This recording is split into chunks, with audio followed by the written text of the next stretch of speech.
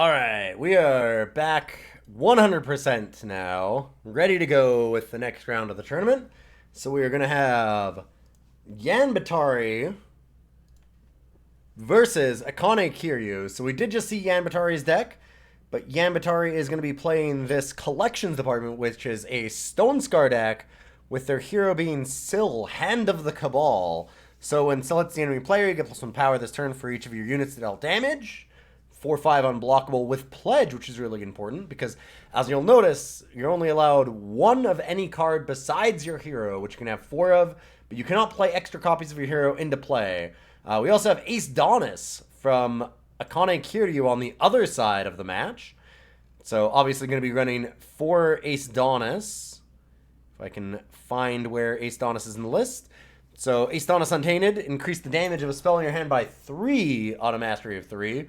And then create and draw 3 copies of a spell in your hand once it hits Mastery 12. So lots of spell damage stuff. We're going to see Wizen Crones and or Wizen Crones and Spellbound Vestige, all that kind of stuff.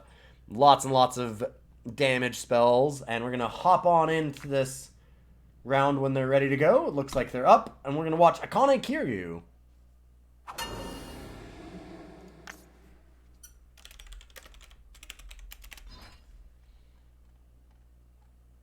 Wish both of our players good luck here.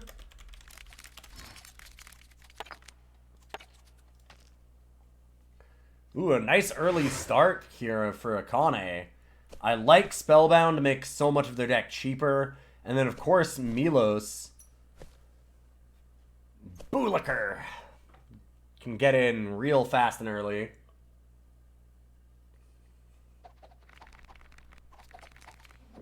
Something to note is the firebombs are actually inside of Yanbetari's deck.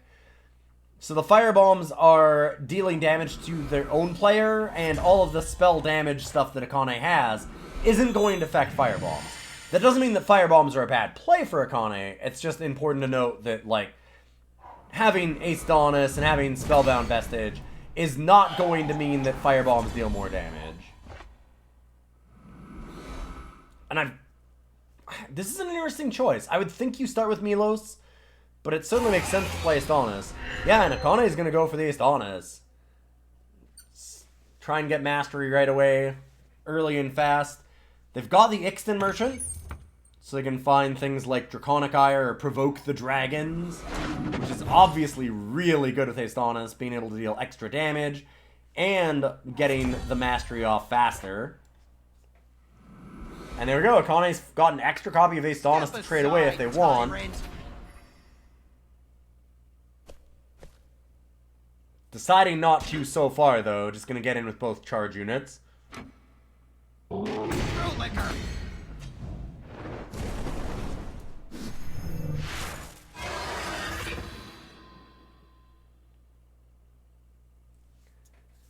Lot of early damage here coming out of Akane.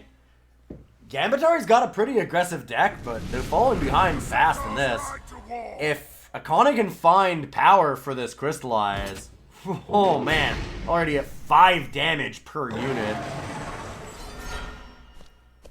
Gonna be bad news for Yanbetari. That being said, Yanbetari is able to get this Zuberi here. Oh no! And there comes the Crystallize.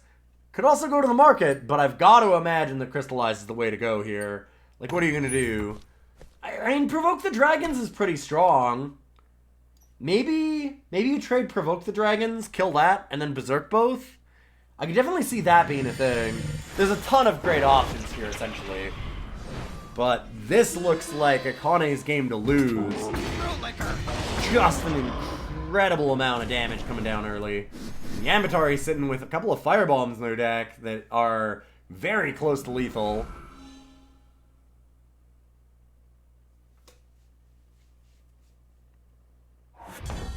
These decks have been incredibly aggressive. Very powerful. And that's enough to kill Yanbetari already. Wow.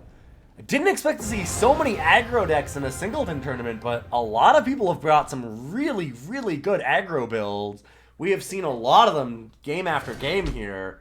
They're all very impressive.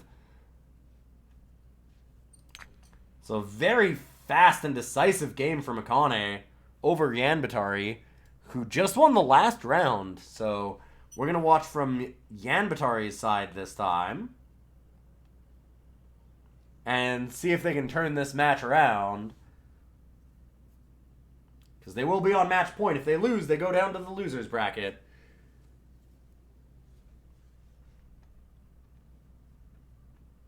And funny enough, they'll be fighting off against the Lesha Kills, whoever loses this one. Alright, looks like they're ready to go, so we'll be watching Yanbetari on that Sill deck.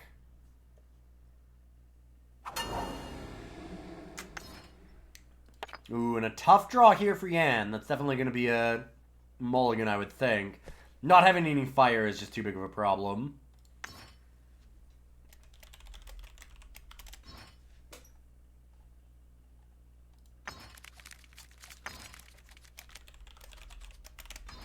This hand looks much better.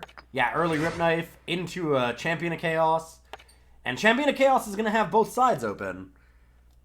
Annihilate is back up too. Annihilate unable to deal with Astonis, but can deal with a lot of the problematic dragons, things like Crimson Firemaw. Being said, Yanbetari is on the draw, which seems like it's going to be a big deal in all of these matches.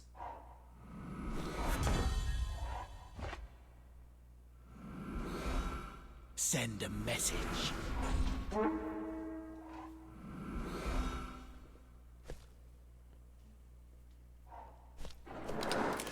Akane immediately killing off the Rip Knife. Ooh. This is an interesting decision between a Chaos and the Black Hall War Leader. I think you might get the Black Hall. Yeah, I can see both of those. Like, either one of them is a really viable strategy for sure. It's nice to get this down early so you can try and get the damage through. Thing is, though, is Yanbetari is able to play Black Hall and Annihilate this turn. Or Black Hall plus Quarry. You might want to Quarry first. Yep.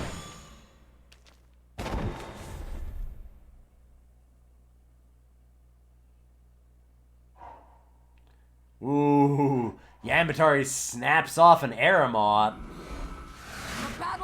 We were talking about this earlier. People were saying that Aramot is very prone to removal. But there's not a lot of removal that Akane can have, and Aramot is an absolute beast if it's not removed. Yeah, and here comes Ice Bolt for the War Leader, which, it's not great for Yanbetari, but it does mean that Yanbetari gets Aramot next turn, and that's pretty terrifying.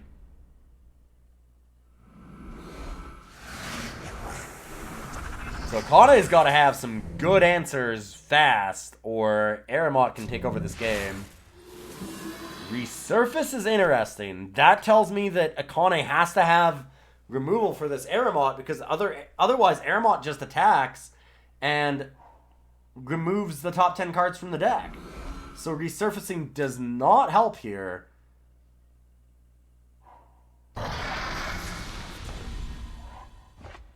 Is there nothing? Uh-oh, Akane might have made a huge mistake. Aramot doesn't even need to hit Akane. It can go for the site and still remove all those 10 cards. And it does. Getting rid of Polymorph, which was attempting to deal with the Aramot. Yeah, so I think Akane made a mistake not realizing that it could attack the site and remove cards from the top. Most of the cards that are like this say that they have to hit the player, like Delith.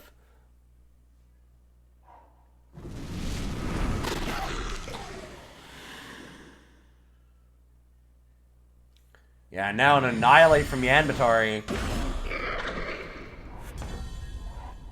And when I asked that question, if Yanbetari can turn this match around, it sure is looking like the answer is yes. That is a lot of mill coming off that Aramon.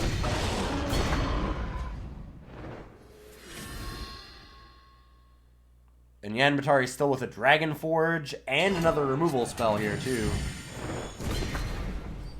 Oh, right, getting the Draconic Iron. Never even thought of that to get rid of the Permafrost. unlocking another unit. With Akane at just 13, that feels devastating. Wow. And Adizo's office for next turn.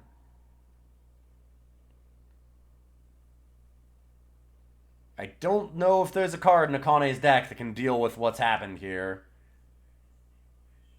So it looks like we're going to be getting a game 3.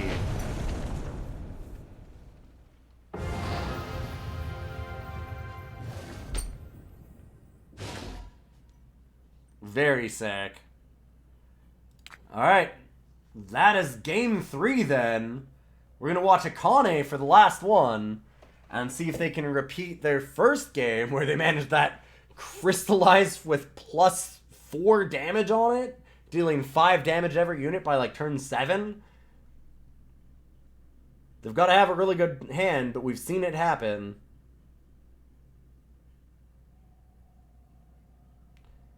These decks have been very aggressive, and I've been very impressed with them. I was surprised that there was so much choice for aggro.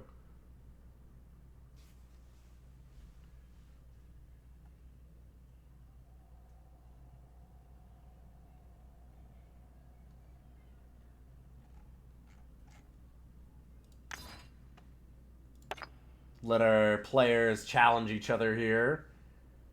They might have crossed wires by accident.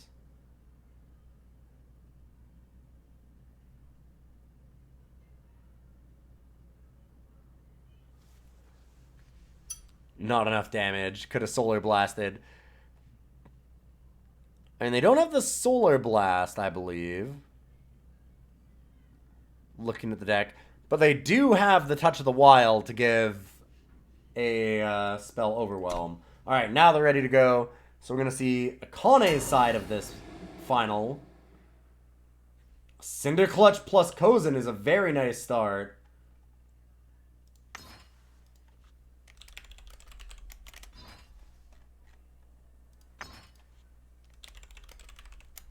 And it's going to be Yanbetari on the play. Cinder Clutch can be a ton of damage for Akane.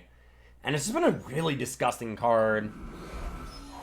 If you've ever been playing an Expedition, Cinder Clutch does a lot of things. So it can deal 1 damage to an enemy for each dragon that you have with a different name. And then you get to 3/1 Flame Fang for each damage that it dealt. Now presenting!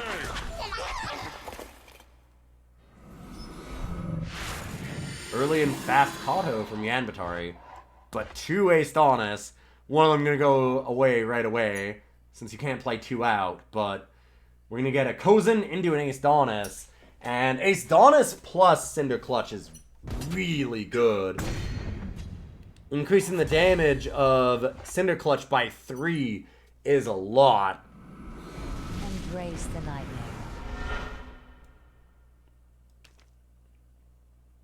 Yanbetari needs something like Annihilate to deal with this Kozin too.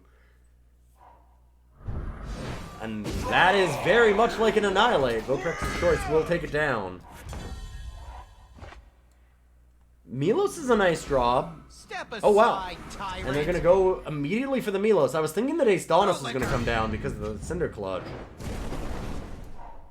And we saw Akane do that last time, so I'm a little surprised. Yanbetari's in a lot of trouble here for power. This could be an unfortunate end for Yan. Are they still missing power? I mean, they must be, or they would have just slammed something.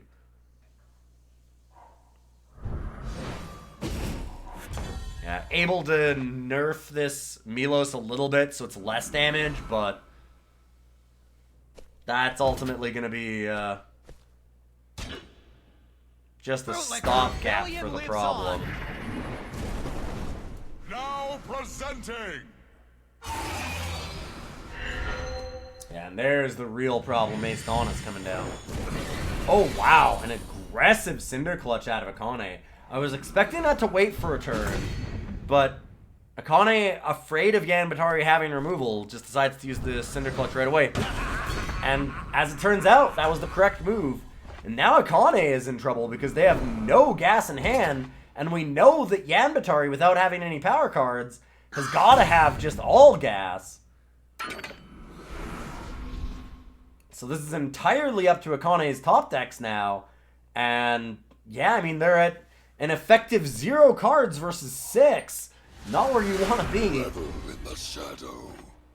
Wow, but that's probably the best draw that Akane could hope for. Being able to get a unit and get a second card immediately. Lots of options. I'm going to guess provoke the dragons to kill the Wing Brewer. Because you can't let Wing Brewer stay around. It's just too much value. No, we are going to get an unexpected result to transform a copy in Yanbetari's deck into a Firebomb. That's surprising to me. Since, of course, there's not multiple copies. But it's a fun play for sure. Akane just relying on those firebombs. Hoping to get through enough damage early and pressure Yan. And I mean, Yanbetari's got the Wing Brewer, which is a great card, but it's also a slow card.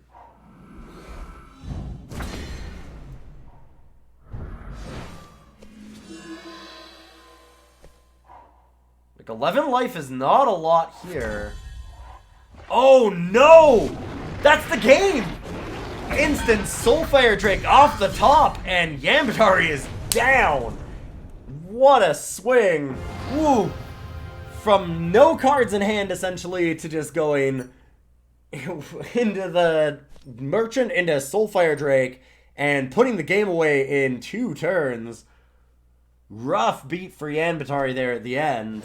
I mean, Yanbetari can't possibly know how little gas Akane actually had in hand, but what a turnaround watching it. Surprise, you're dead. Yeah. Whew.